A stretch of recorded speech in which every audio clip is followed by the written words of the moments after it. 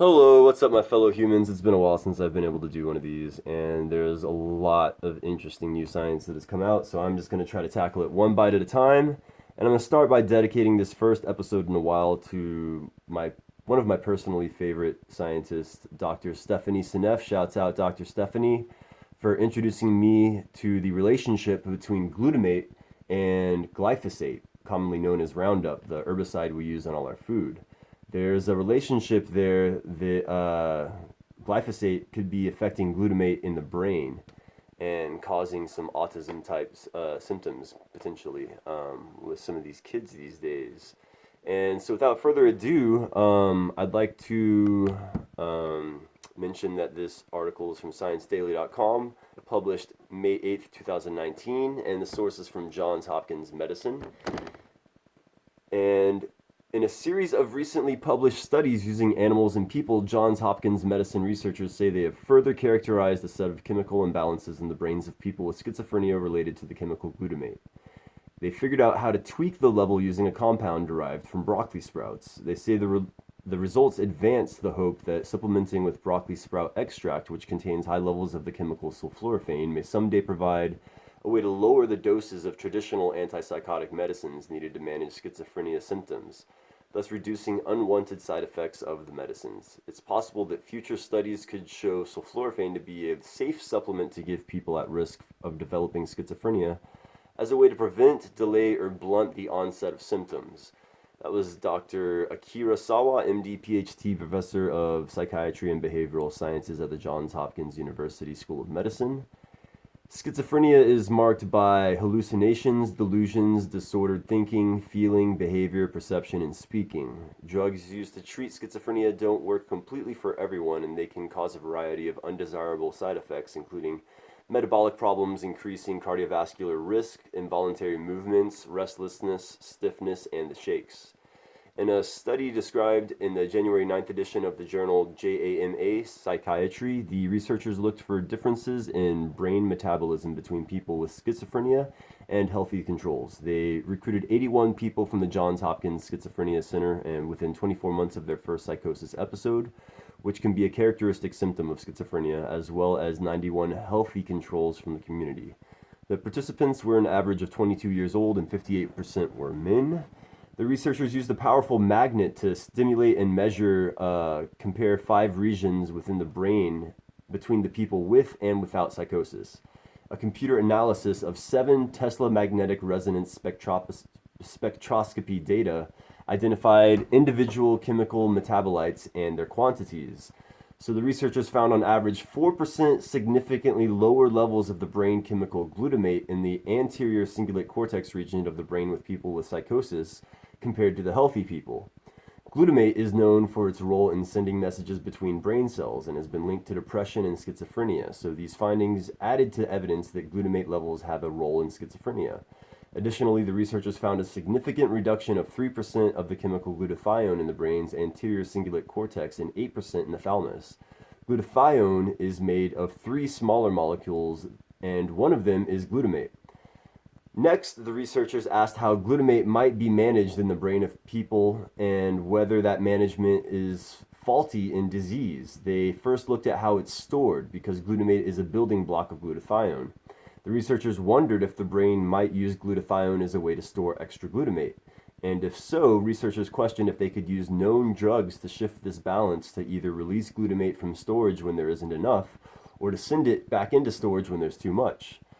In another study described in February 12th issue of the journal PNAS, the team used the drug L-glutathione sulfoxamine in rat brain cells to block an enzyme that turns glutamate into glutathione, allowing it to be used up. The researchers found that the nerves were more excited and fired faster, which means they were sending more messages to other brain cells. The researchers say shifting the balance this way is akin to shifting brain cells into a pattern similar to one found in the brains of people with schizophrenia. Next, the researchers wanted to see if they could do the opposite and shift the balance to get more glutamate stored in the form of glutathione. They used the chemical sulforaphane found in broccoli sprouts, which is known to turn on a gene that makes more of the enzyme that sticks glutamate with another molecule to make glutathione. When they treated rat brain cells with glutathione, it slowed the speed at which the nerve cells fired, meaning they were sending fewer messages. The researchers say this pushed the brain cells to behave less like the pattern found in brains with schizophrenia. We're thinking of glutathione as glutamate stored in a gas tank. That was Thomas Sedlak, MD, PhD, Assistant Professor of Psychiatry and Behavioral Sciences. If you have a bigger gas tank, you have more leeway on how you can drive. But as soon as you take the gas out and the tank is burned up, take the gas out, tank is burned up quickly. We can think of those with schizophrenia as having a smaller gas tank. Because sulforaphane changed the glutamate imbalance in the rat brains and affected how many messages were transmitted between the rat brain cells, the researchers wanted to test whether sulforaphane could change glutathione levels in healthy people's brains and see if this could eventually be a strategy for people with mental disorders. For their study published in April 2018 in Molecular Neuropsychiatry, the researchers recruited 9 healthy volunteers, 4 women, 5 men, to take 2 capsules with 100 molecules, 100 micromoles daily of sulforaphane in the form of broccoli sprout extract for 7 days.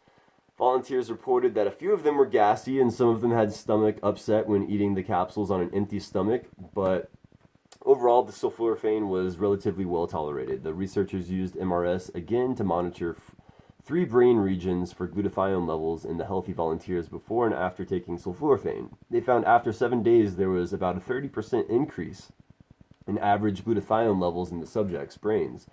For example, in the hippocampus, the glutathione levels rose an average of 0.27 millimar from a baseline of 1.1 millimar after 7 days of taking sulforaphane. The scientists say further research is needed to learn whether sulforaphane can safely reduce symptoms of psychosis or hallucinations in people with schizophrenia. They would need to determine an optimal dose and see how long people must take it to observe an effect. The researchers caution that their studies don't justify or demonstrate the value of using commercially available sulforaphane supplements to treat or prevent schizophrenia, and patients should consult physicians before trying any kind of over-the-counter supplement. Versions of sulforaphane supplements are sold in health food stores and vitamin counters and aren't regulated by the U.S. Food and Drug Administration, which really doesn't mean anything. But for people predisposed to heart disease, we know that changes in diet, exercise, etc. can help stave off the disease, but there isn't anything like that for severe mental disorders yet. That was Dr. Sedlak, and he also adds that we are hoping that we will one day make some mental illness preventable to a certain extent. Sulforaphane is found in a variety of cruciferous vegetables, and it was first identified as a chemoprotective substance decades ago by Dr. Paul Talalay and Jed Fahey at Johns Hopkins. According to the World Health Organization, schizophrenia affects about 21 million people worldwide. Sources are provided by Anna M. Wang, Sabetya Pradhan, Jennifer M. Coughlin, Aditi Trivedi, Samantha L. Dubois, Jeffrey L. Crawford, Thomas W. Sedlak, Frederick C. Nucifora, Gerald Nestat, Leslie G. Nucifora, David J. Shretlin, Akira Sawa, Peter B. Baker. The paper referenced was titled Assessing Brain Metabolism with 7T Photon Magnetic Resonance Spectroscopy in Patients with First Episode Psychosis. That was published in JAMA Psychiatry 2019. And we have another paper here by all the same people, more or less the same team. Another one titled The Glutamate Cycle Shapes Synaptic Glutamate Activity, published in Proceedings of the National Academy of Sciences 2019. And another paper titled Sulforaphane Augments Glutathione and Influences Brain Metabolites in Human Subjects, a Clinical Pilot Study. So, interesting information. Eat your greens, people, your cruciferous vegetables, they're good for you. And Dr. Stephanie Seneff will tell you the same thing. And so I think it'd be a cool idea to get a little spotlight on her. I might wait on that one to see if I can actually interview her. Would be so cool. So wish me luck, and if you guys want to keep me going, want to keep me alive, and my rent paid, you can help me out by purchasing some of my artwork. It's science related. It's not really artwork. It's really up to you to make the artwork. But I provide art mediums, these very cool science toys. Here, as you can see, I sell these bad boys for only $40. And I make some smaller ones starting at 20. Come with a free light pin. And I also have some cool LED pins for younger kids. So if you guys are interested, hit me up. I could really use the help. And you guys stay cool. Yeah, I'll catch you guys on the flip. I hope you all learned something. I know I did.